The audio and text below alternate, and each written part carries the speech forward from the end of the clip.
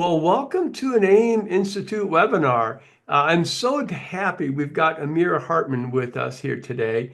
Amir is a real expert when it comes to AI and author. He's a president of enterprise practices for Praxair.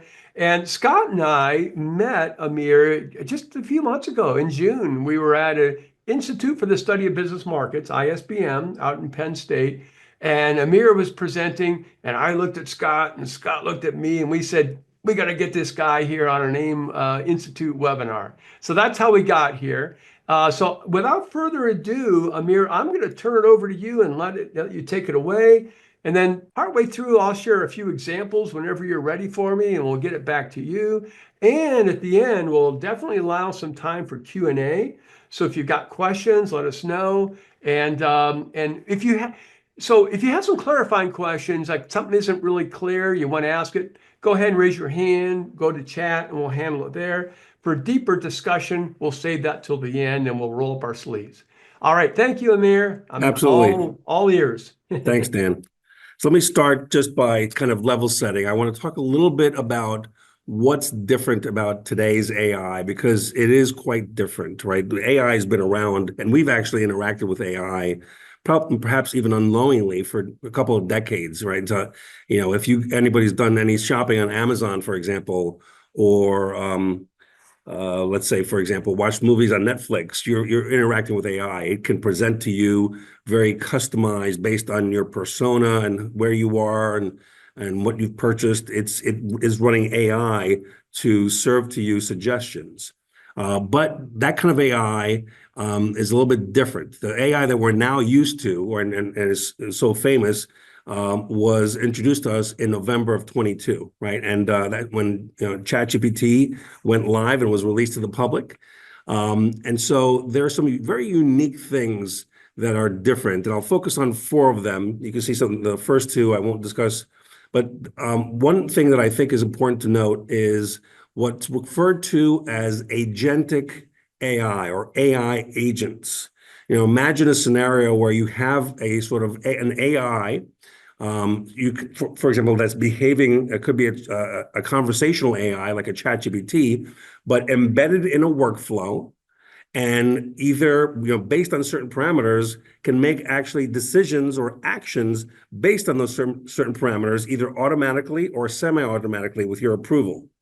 That's something that's happening right now. You may have heard some of the big software players like Salesforce, Microsoft, Google. All those folks are developing in a big way and investing in agentic AI or AI agents that can literally make decisions on your behalf. AI at the edge, or edge AI, is something that's happening and going to explode pretty soon. Edge AI really means AI that's happening at the source of the data. Okay, so at the device level, for example. So at the end of October, let's say Apple, for example, is going to be releasing in their phones Apple Intelligence. So imagine now you have your ChatGPT or whatever large language model you're used to using, and it's going to be usable on the iPhone.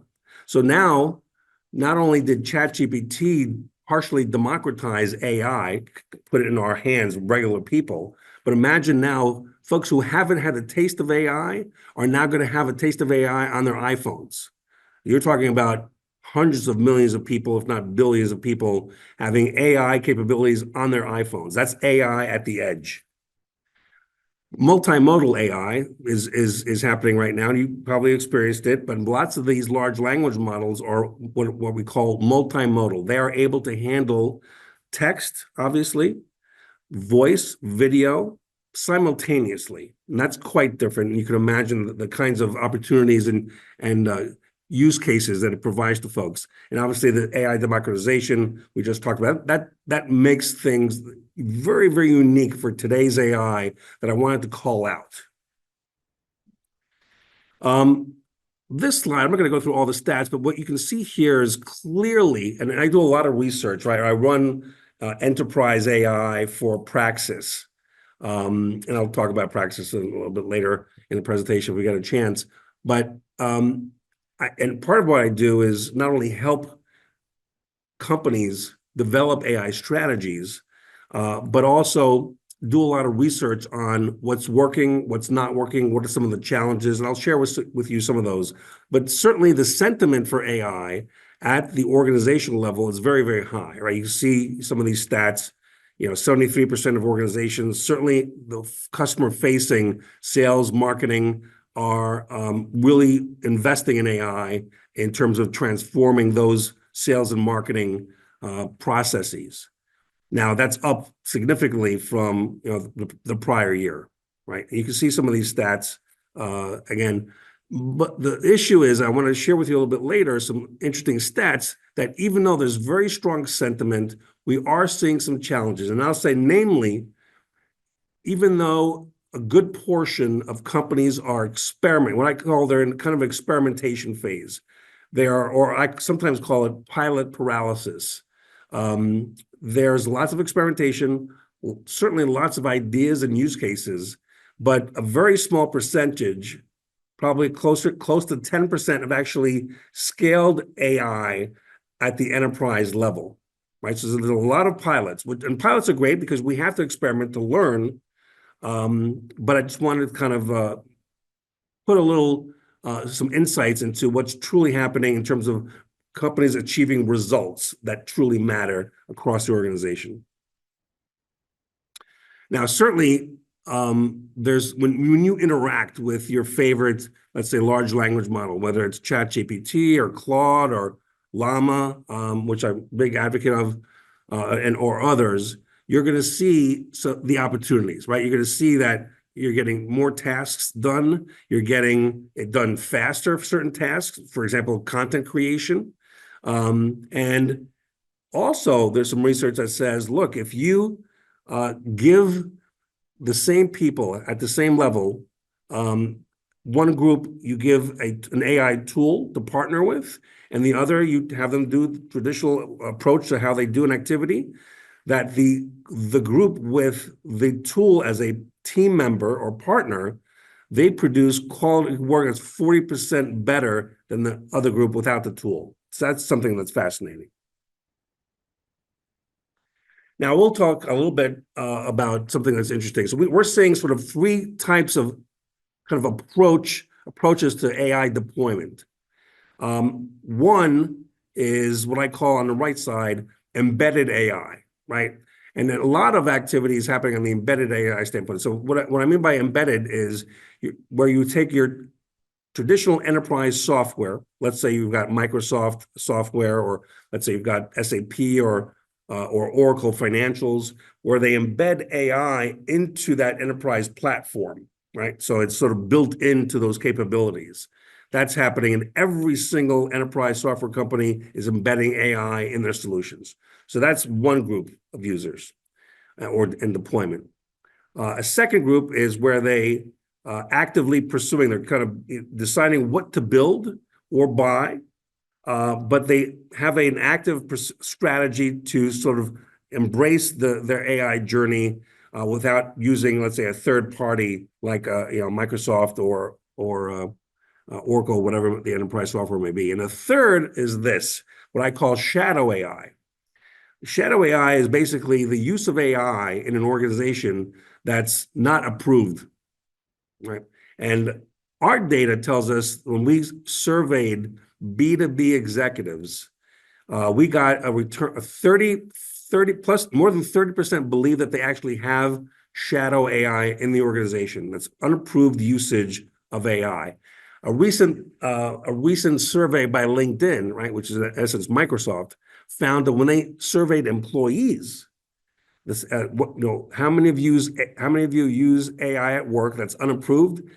76% said they use AI at work that's unapproved. So whether you buy my stat that's asked executives how they, whether AI is being used that's unapproved, or the LinkedIn survey, it's a significant problem potentially, right? There's certainly risks associated with that, and that's what leaders need to figure out: is how do I balance or walk the tightrope between helping my employees understand how to use and how to leverage AI to really improve their work, versus it being sort of a land grab without rules and guidelines and guide wires, to contain the risk potential that's associated with AI.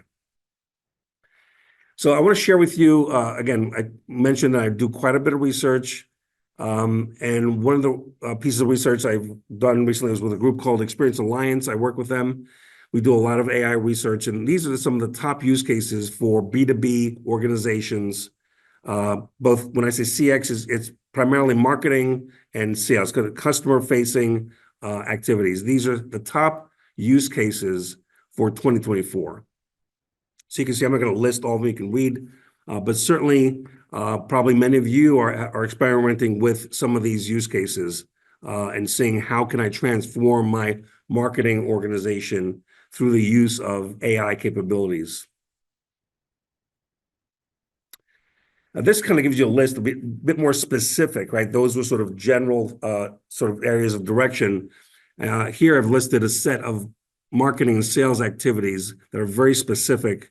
And these are all, our AI is very much at the forefront of all these capabilities and all these activities. So whether it's doing social media and social posts, for example, or running campaigns and surveys, AI is absolutely a core part of those capabilities. We're seeing quite a few organizations leverage AI for these kinds of marketing activities.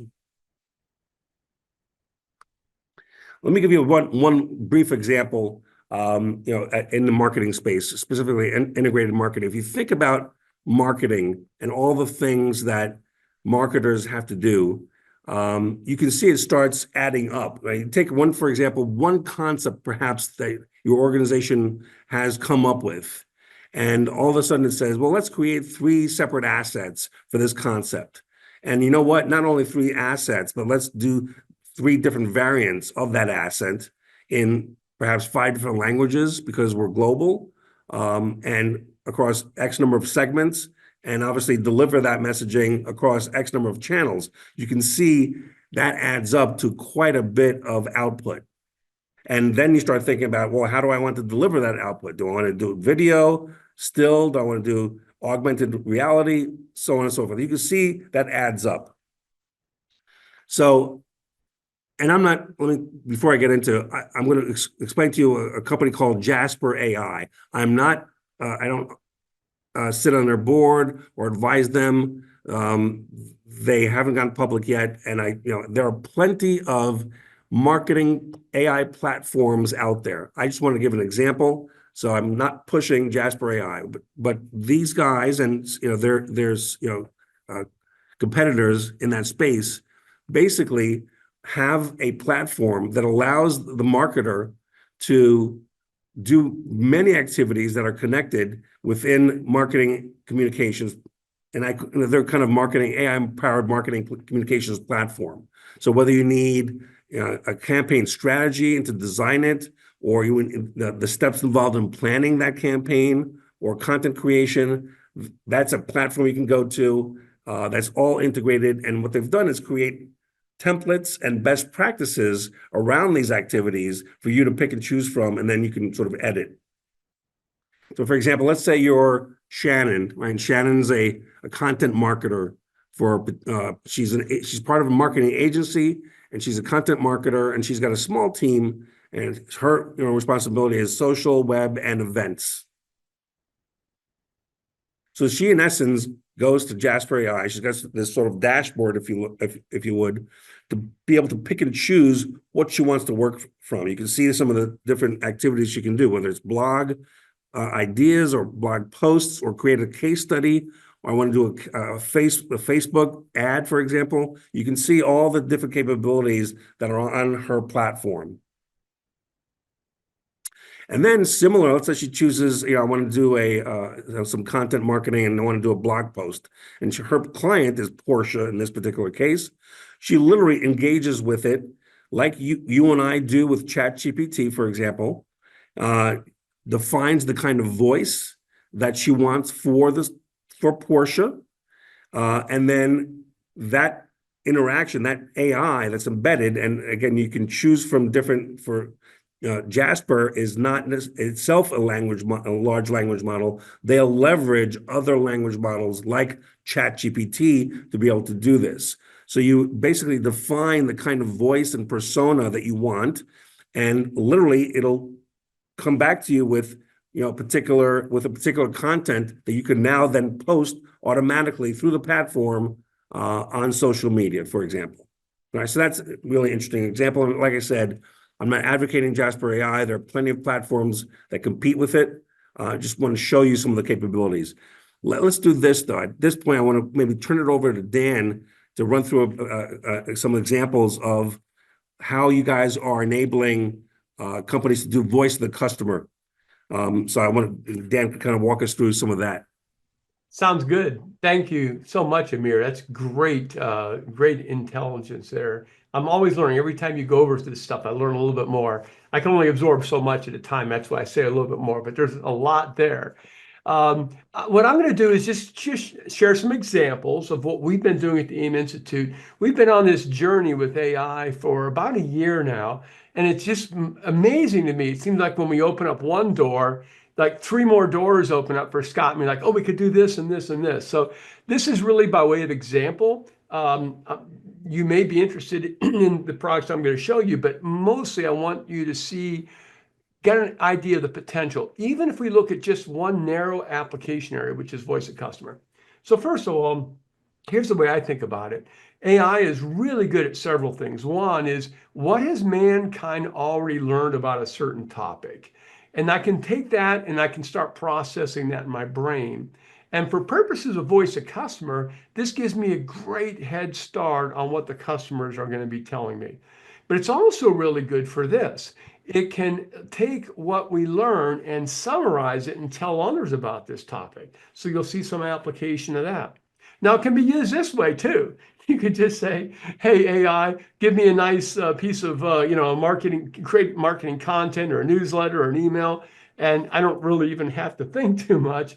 And I'm not poo-pooing that, by the way, because this is a productivity tool. It helps me do more. You remember, Amir said one of the things is do more and do faster. Well, as Stalin said, quantity has a quality all its own. So this is fine. But what I'm going to cover here really is going to pretty much engage the human brain the whole way. The other surprising benefit of AI that we did not predict was this. It can also help me think better. So if I want to build skills and do role playing, now I can do it with AI. So let's take those two benefits or strengths of AI, the ability to gather insights from what's already known, and the ability to help us develop our own human skills. And let's also add to that what humans do well. I mean, we're not chopped liver here. We're pretty good at when we talk to a customer, getting that customer to want to share more information with us. And also we can ask real-time questions based on what the customer just said. So let's examine this insights and skills a little bit more. And we'll look at some examples of how you could do this for near-term VOC. What do I mean by that? Everyday voice of customer. I'm a salesperson, a marketing person, a tech service person. I'm visiting with a customer. I want to ask really good questions and be well prepared. It can help me with insights and with skills. Now, let's also think about longer term VOC. This would be something like new product blueprinting, new product development, getting the market needs ahead of time, and then also practicing. So I'm going to share one example here and a couple of examples over here. So let's start with the VOC for longer term growth. Some of you are already familiar with the blueprinting process. We do divergent qualitative interviews, get a bunch of outcomes. If you make paint ingredients and you're interviewing paint producers, you might hear hiding power, scrub resistance, and so forth. And then over on the right, then you might be able to get quantitative 1 to 10 ratings on importance and satisfaction. You're going to diverge all the outcomes, converge to the important ones. So the question becomes, on the left side, how many of these desired outcomes could AI generate before we ever met with a human customer? And this is a very old chart that Abby Griffin came up with when she came up with the concept of voice of customer 30 years ago. And as you do more interviews, you learn more about the customer's needs and uncover more of them, but you do reach a point of diminishing returns. So in our research, we have found that you can uncover about 60 to 80% of those human needs before you do the human interviews. This means, and we've been doing this with blueprinting over the last year, our client team can do about half as many interviews with humans because they've learned so much with AI first. So let's do a quick example of this. We probably don't have time for this, but if somebody has a product that you would like to do this on, go ahead and go to chat, or better yet, raise your hand, and Katie will open it up. And if you have a product you'd like to try it on, we'll do it with yours. Otherwise, I'll just go ahead and do an example on my own here. Let me go out there now.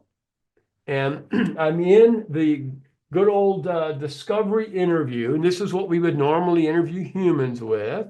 But what I'm going to do is I'm going to click on this AI right here.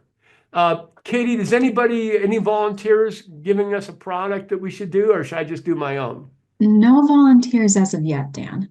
Okay, well, I'm going to do one I've never Oh, done yeah. before then. Actually, we do have Oh, one. perfect. Go ahead.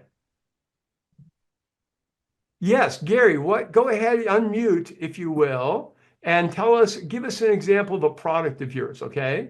How about water analysis testing? Perfect. Who would use this water analysis testing then, Gary? It'd be municipalities. Municipal, okay, municipal, if I can spell, water supplier. Is that okay? Municipal water supplier? So water testing, Okay, and then water quality testing. but this would be the entity, and then Oh, they would gotcha. be using water quality testing to ensure good water supply, something like that. Yes.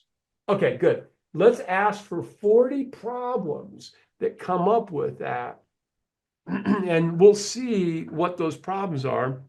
And while it's cooking, Gary, is this something you have some experience with personally? Something I'm looking into right now. Yes. Okay, well then I'm going to go through these. I'm going to hit accept and keep going through these. And after you see a few of these, just let us know if these seem like the sort of things you might run into with real customers. Oh, did I not? Oh, that's weird, Scott. Look at that. I've never seen it not give us 40. I don't know why. That's the weirdest thing. Anyway, Gary, do these look like real problems that you would normally run into? Yes, absolutely. Okay, very good. That's the weirdest thing. Let me do it one more time here. Let me try 30. Maybe my internet broke down on the way here.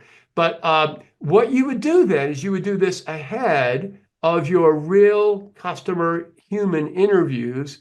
And you could even click on some of these and you could practice your probing techniques and so forth.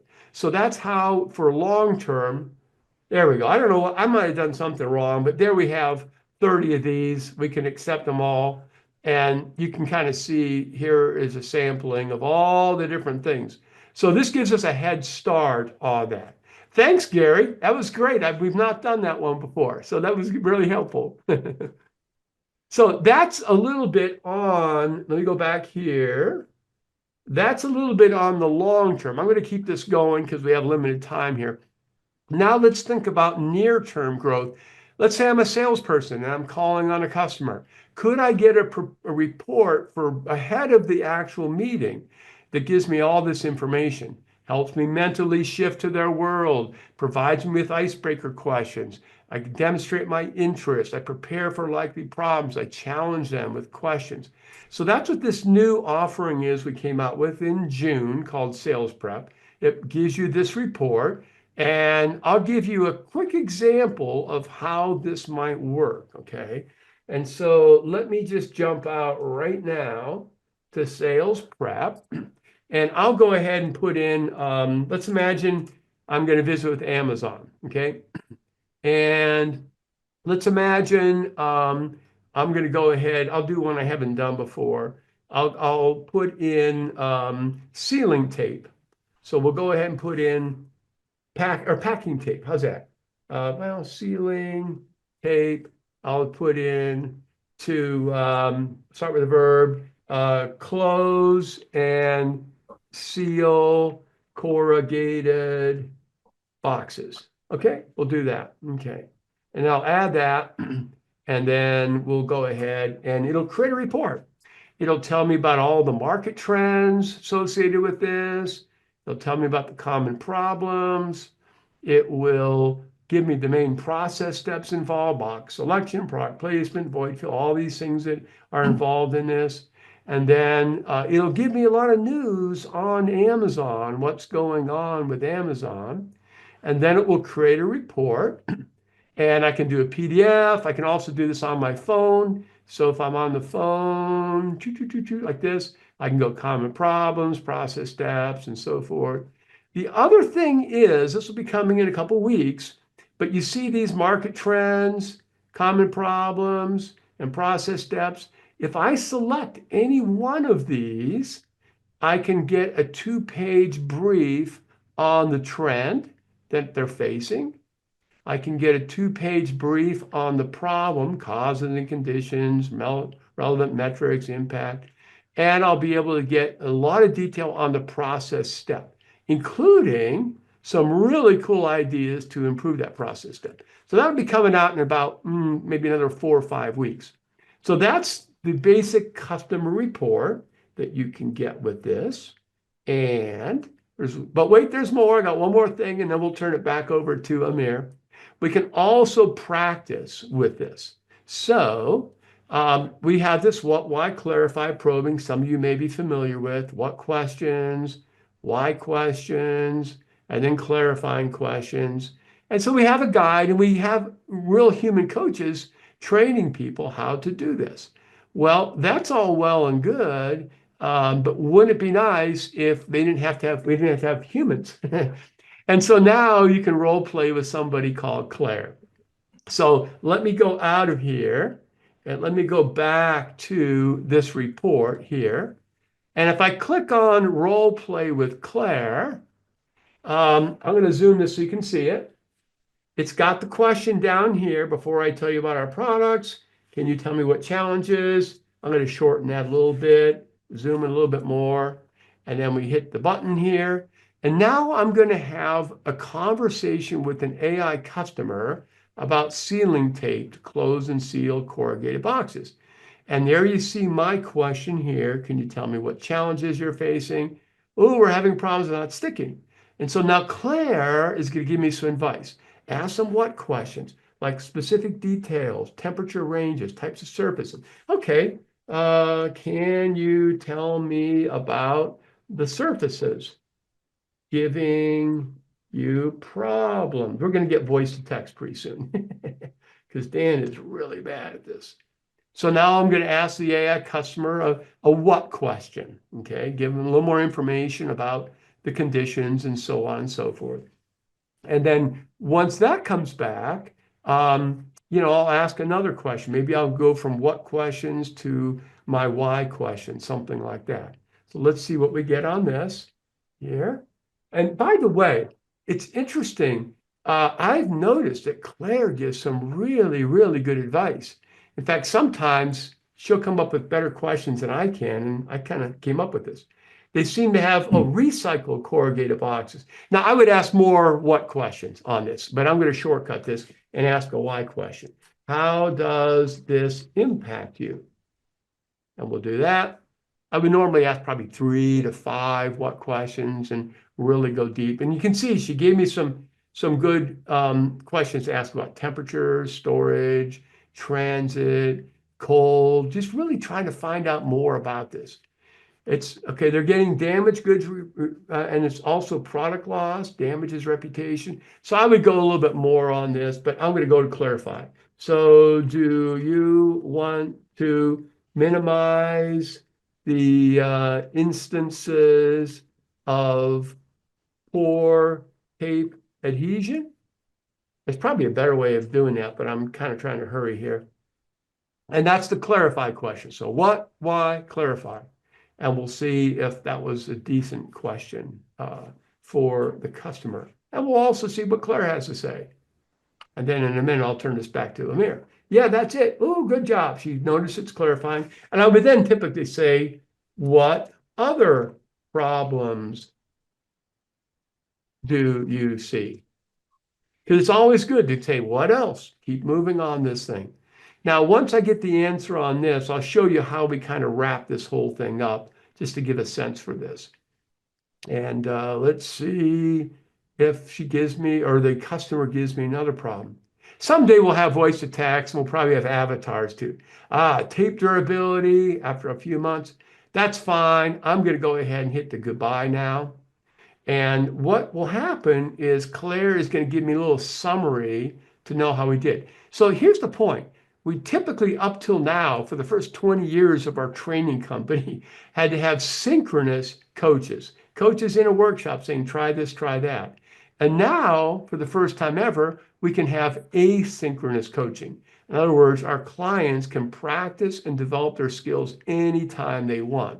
So when this thing gets wrapped up, Claire is going to tell me how many questions I asked, how many what, why, and clarify we went into. And then she'll give me some recommended e-learning here. And in just a little bit, she's going to also give me a little more feedback here on what I could get better at and what I could, what I did okay. All right. Well, I think I'm going to, just to get it back here so we can keep going with Amir, I'm not going to wait for the final recommendations and all that. I'm going to go back to there it is, Claire's advice and my strengths and so on. Okay, so to wrap this up and send it back to Amir, I want to do one thing. If you will, do this after the webinar is over. Just jot this down. Go out to www.salesprep.com if you want to try this out yourself and hit the Start 30-Day Trial button. But make sure you enter this code 60 days so you'll have a 60-day trial instead of a 30-day trial. So that's it for me. Let me stop sharing, Amir, and let's let you take it on home, and then we'll see if we've got some questions that we could answer for people. Awesome. Thank you, Dan. That was great. I love that. I mean, it's sort of like having a teammate, or say in this case, you're talking about a customer you kind of engage with and run through scenarios and just kind of prep, to your point, for the meeting, which is essential. All right, so let me share with you some findings. Again, we talked about how we do a lot of research with organizations to find out what they're using AI, how they're using it, and are they being successful. Well, I will say that one thing to kind of note, because we're doing AI readiness assessments, and I'll kind of introduce that concept in a little bit. We're trying to get a sense for how ready, right? Because these ideas are wonderful. The question is, how ready is the organization, and how ready are you personally to use AI in your role and in your personal life? We notice that marketers are actually, if you look at across functions in an organization, marketers are some of the leaders as far as driving AI for the organization. So that's kind of interesting finding. If you look at what they personally, marketers are personally embracing AI, as I said, more than any other function. You can see some of the stats on the right in that chart, right? You got a decent amount, 15% are saying, I can't live without AI. Another group, which is pretty significant, 30% are saying, look, I've infused AI into my daily workflow. Others are experimenting. Almost zero are not using it at all. Now, again, these are could be skewed a little bit because of the population, right? These B2B organizations, and probably there's a decent amount that are sort of tech, B2B tech. So maybe over time, as we collect more data and we amass more responses, the numbers will change. But you can see, good news is that marketers are definitely driving AI and leaders in AI in their organization.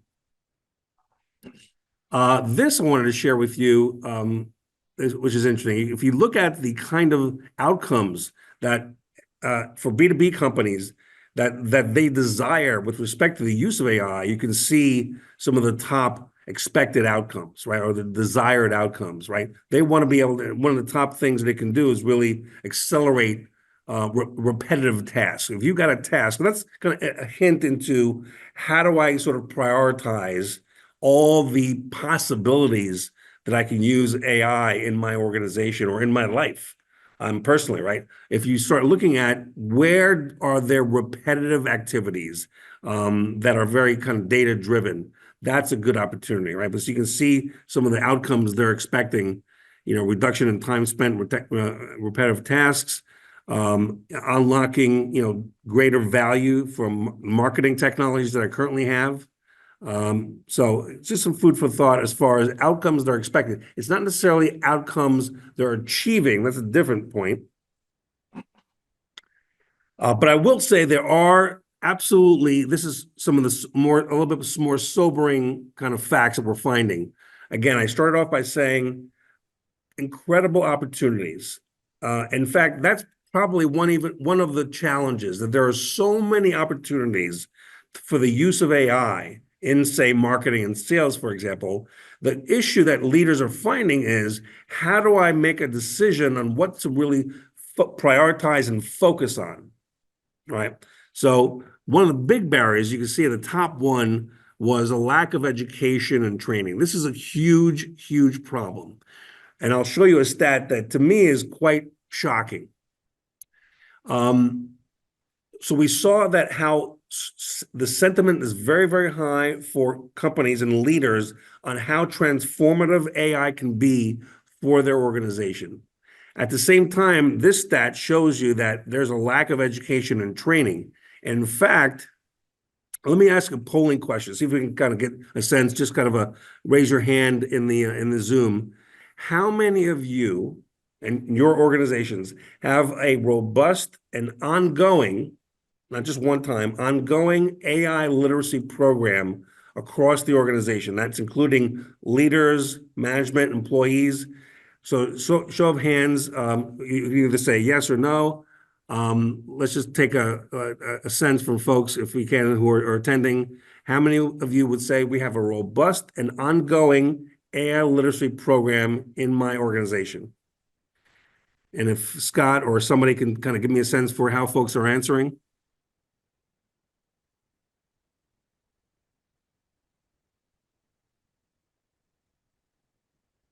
Katie, are you able to see how many hands are up? Only one so far. Okay. All Okay. right. So that's a good indication. That's actually what the data tells me, right? We've studied companies and we're seeing that less than 25% actually have a robust AI literacy program that's ongoing. This is a serious problem. It's a serious problem because you can see some of these stats I mentioned before. Companies are experimenting with AI, right? 85% are experimenting with AI. Less than 20%, and actually probably closer to 10%, have deployed AI at scale across the enterprise. And one of the problems is there's not a clear integration with workflow, number one. And number two, there's not a clear focus on what problem are we trying to solve and what value do we want to get out of this activity. So I'm really pushing organizations to understand that first. What problem are we truly trying to solve that's going to materially impact my organization? And then frankly, the third piece is it's not all about technology. This is about leadership issue, training, as I mentioned. Here's the so what related to training and upskilling employees, right? The sentiment is very high for companies engaging with AI and its potential. The problem is 25% or less have a robust training program for their people. So we're expecting great results from AI, but we're not investing in our people. That's a problem, what I call the wishful thinking gap. But frankly, in my vantage point, it's also a leadership ethics issue, right? You expect great things, but you're not willing to invest for some reason in your people to upskill your people in AI. So I want to share with you this concept I developed, and again, I'm pushing both for organizational readiness, and also I have an AI personal AI readiness. If you want to take a snapshot of that QR code in the top right, it'll take you to literally, it's about a 3-minute survey. You can take it, it'll spit back to you after, it's not real time, it'll spit back to you probably within 24 hours. How ready are you as an organization? It'll give you a score, a category, and then make recommendations as to how to improve your AI readiness. But in essence, there are 4 pillars of AI readiness: leadership, governance, technology, and competencies. And leadership is about, it's not about the rah-rah kind of leader. It's about, do you have a vision for AI? Have you articulated a roadmap or a strategy for the next 12 plus months? Have you communicated that vision and roadmap across the organization? Those are some leadership themes. Governance about roles and responsibility, accountability. How do you measure the efficacy of AI? How do you organize around AI? Should it be centralized, decentralized? Should it have an AI council? What should it do? What should it produce? When should they meet? So on and so forth. Who should be on it? Competencies are things like, are you able to go from pilot to scale in 3 months or less? Right? We get stuck in doing pilots and they're lasting months and months and months, and we never really scale them across the enterprise. And that's why you're just seeing a kind of a lack of results across the organization. And then technology, do we have our data? Is it of quality data? Do we have the right tools to give to folks? Those are some of the issues. So those are the 4 pillars. Take the snapshot of that QR code, and you can get an assessment for how your organization stacks up.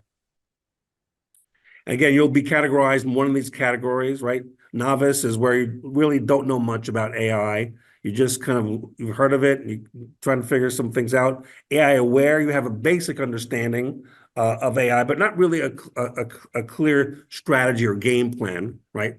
AR enabled as you have a deeper understanding of AI. You've got, actively deploying AI across the organization in certain areas and experimentation. AI committed, it's a core part of your business strategy, and you're actively deploying. And AI fueled, the top one, which obviously there are very, very few, that it is a fundamental driver of your business and business change, and it's prioritized across different parts of the organization. Here you can see some of the findings we have so far, right? You can see, if I just take the leadership pillar, right, we can see that there's a bit of a problem, okay? So for example, 12% of companies who have taken this assessment are what we call leading as far as the leadership pillar. In other words, if you look on the right, some of those elements of the leadership pillar, do we have a vision, strategic plan? Is senior management truly involved? Is there buy-in? Is there a roadmap? Those are some of the themes you can see on a 1 to 5 scale. The highest one is just kind of middle of the road, sort of average. So you can see 12% of companies are leading in that pillar, but close to 30% are making much better progress and progressing.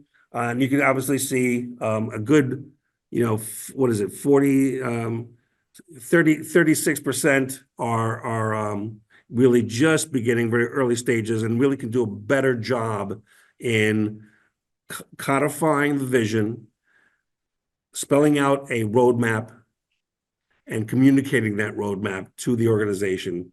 That's where leaders can come in. If you're a marketing leader in your organization, and that's one of the biggest things you can do, is help define that vision and strategy, communicate it on an ongoing basis to the troops. That's leadership. That's something we can control. So again, if you want to take this assessment, I'm happy. I'll offline send me an email to the email on the bottom. I'll give you a 45, 60-minute free session just to review your scores.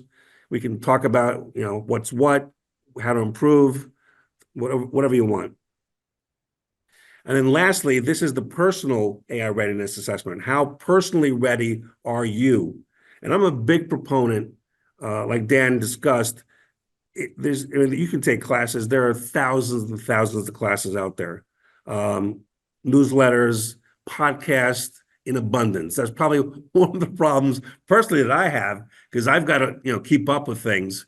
Is, oh my goodness, there's so much I can consume. Obviously, I can't consume everything, but the best way, so I pick and choose. I'll kind of focus on one or two podcasts, a couple newsletters. But the best way to learn, frankly, is to touch it.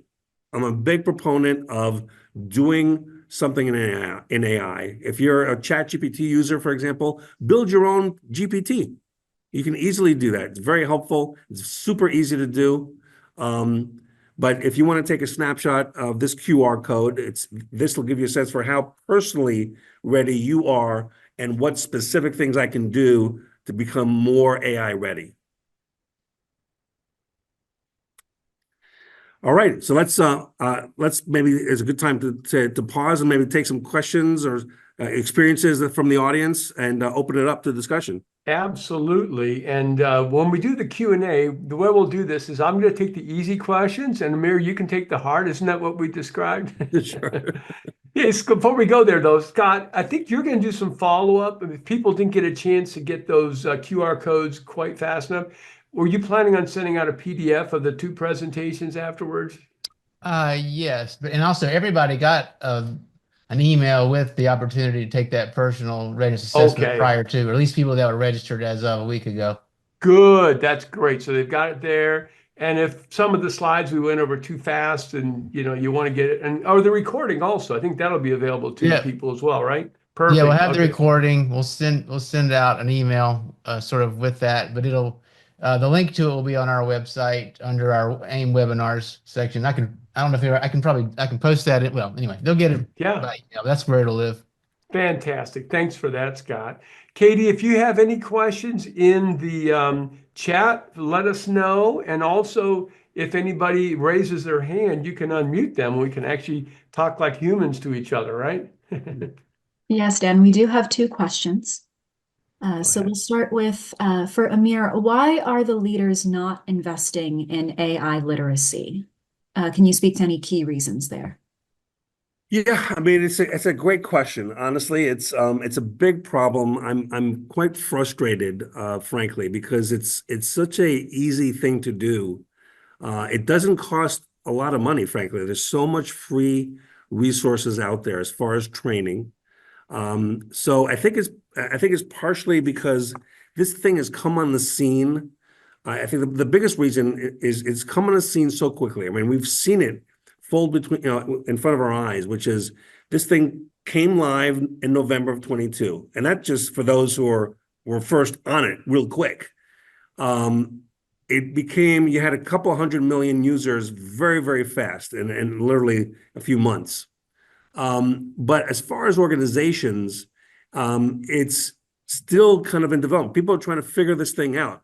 So I think part of it is just, okay, yes, it's on my radar. I need to figure it out. My board, if I have a board, is asking me, what the heck are you doing with AI? Right? It's a classic question. What are we doing with AI? And so I think the natural tendency to do is experiment, right? So people are in experimentation mode. What they haven't really thought through yet is what then? After I experiment, how do I truly get this to have a material and important impact on my organization and my people? And I think that's where they're lagging is, okay, I've got to really think about change management, adoption management, and that requires that people understand what it can do, what it cannot do, how can I use it in my team, and how can I not use it in my team? What are the rules, right? So you have some folks who are saying, ex-nay, no use of ChatGPT because it's too much risk. That you have one group has done that. You have the other group who are saying, use it, but use these kinds of tools. So I just think it's a little bit behind the adoption curve, if you would, and they're going to soon realize that they have to empower and upskill their people. Here's a fact. Here's a really good stat. I don't remember the research, but there was this. CEOs were surveyed very recently if they were to hire a person without AI skills, and they literally 66% said they would not hire a person without AI skills. That to me tells they're aware that this is important. It just needs to catch up. The investment needs to catch up. And as I said, there's so many free resources and so many folks like Dan and Scott you can go to say, okay, sales and marketing, what should I think about? How can I employ this? What have you seen with your clients using this capability? How do you get them to feel comfortable with it? Those, asking those people, I think you get great answers. But I hope that answers your question. I think it's just it needs to catch up to the adoption curve and the experimentation curve that we're seeing. Good. Katie, did you have another one? Yes, we do. A significant concern within the organization is the potential for AI to expose confidential information. What are your thoughts on this concern? Amir, why don't you hit that one, and then I'll speak to it specifically for the sales prep and blueprint. But go ahead at a high level, maybe first. It is. Look, it is a huge concern, and it should be a big concern. I think that being said, there are ways to mitigate. Okay, and so just like we're used to, for example, we don't give it a second thought to send emails. We don't give a second thought certainly to put, let's say, a postcard or a letter in an envelope and give it to the federal government, aka the post office, and we're totally cool with that. But for some reason, obviously, we're a little bit more concerned about AI, and rightfully so. So there are ways to mitigate. There are ways to create what's called private AI. In fact, all the players that you've heard of, ChatGPT and OpenAI and Microsoft, you can create enterprise AI that's in your four walls, so to speak, where it's not going and using external data, and it's not using your data to train the model. That's another big concern. So there are ways to do that and protect yourself from a privacy, security, and leakage standpoint. But you just have to be aware of and really understand and truly peel back the onion to show how they're actually doing that. How is the partner, whoever it may be, the technology partner that you're teaming up with for AI, how are they protecting my data? That's really, really important. We haven't seen, it hasn't been a huge set of lawsuits. They're going to happen, I guarantee it. Somebody's going to mess up and there's going to be some serious litigation. But it's important to understand and say, okay, how do you and what kind of protection do I have, and what happens if there is a breach, for example. So there are ways to protect and create what I call private AI, and that's secure. That's where your IT folks are going to get involved to really understand what the protection and recourses are. And maybe just to add to that, Amir, when you're analyzing, the security risk, a good question to ask is, how much can our employees put into AI? So in the case of some embedded software, and I would say Blueprinter and Sales Prep would be examples here, the only thing you can put in are things like an offering, sealing tape, names of customers who are well known like Amazon, and things that are not that, pretty obvious jobs to be done, like packing and sealing boxes. That's all you can put in. So you could put a lot more into an internet Google search than that, right? So you've limited the input. The other thing is, in our case, we're using AI services where we have a private arrangement with APIs, and they've already agreed not to use any of that input for training purposes. So all AI is not kind of created equal in terms of security risk. Right, exactly. Good question. But it is important to be aware. I mean, for example, I don't know if folks have paid attention to some of the news. I actually posted this, I think last week. But all the whether it's Meta, which is Facebook, X, which is Twitter, they all have AI, and they actually you have to opt out. They actually use your Facebook posts to train their models, right? I mean, ChatGPT and all these models have learned. A lot of what they've learned has been stuff that's been on the internet. So anything that's on the internet has been put through, and it's not the only thing, but certainly everything that's on the internet or YouTube, for example, has been put through these models to train and educate these models. So you have to make sure you're opting out if you don't want your personal or corporate information to be educating these language models, you need to opt out and of that. And then even just opting out, you want to get a little bit under the hood and get some insurance. Great. Katie, do we have some other questions? And if somebody wants to raise their hand, just do that and we'll unmute you as well. That's it so far in the Q&A, Dan. Okay, very good. Well, I would encourage everybody to reach out to Amir. He really knows this stuff. It sounds to me, I know this to be the case. You know, if AI readiness is something you want to get better at, you can do it really, really well with somebody like Amir guiding you. Because I think maybe one of the problems with that leadership question is they don't know where to start. You know, this is new to them. They don't know. So starting with a really good AI readiness, whether it be on a personal level or at the corporate level or business level, I think just makes a lot of sense. And then a thoughtful approach on, well, what do we want to do and how do we want to approach this? I think, like anything, a good start, you know, leads to a good finish. So I'd encourage everybody to reach out to Amir on this and get some help from the pro. And go out to salesprep.com if you're so inclined. Put that 60-day code in there, play around with it, download as many reports as you want. There's also e-learning. You can practice with the AI guide. We'll let you know when some of these new features come on board, like some of those briefs. We'll also be having some webinars, little 30-minute webinars for anybody who can come and give us some feedback, what they like, what they didn't like, suggestions. We're on a journey too, and we want to learn from you as we go. Well, if there's no more questions, I will say thank you, Amir. Very, very helpful. And thank you to everybody who joined us. Really appreciate you taking the time. We Thank do you, have guys. Appreciate it. one more quick question, Dan. Wait, well, but wait, there's more. Go ahead, But wait, Katie. there's more. This is regarding Claire. This person hasn't seen any disclaimers about Claire's answers. Do we have any disclaimers in place about error, etc.? You know, I know we've got disclaimers. That's a great question. I know we've got it in the blueprinter. I know we've got it in the report. Do you know offhand, was there a disclaimer in Claire, Scott? Because if No, not, but of course the original purpose of Claire is not to provide information; it's to practice interviewing. yeah. So, you know, you would not want to take that and presume it to be the truth.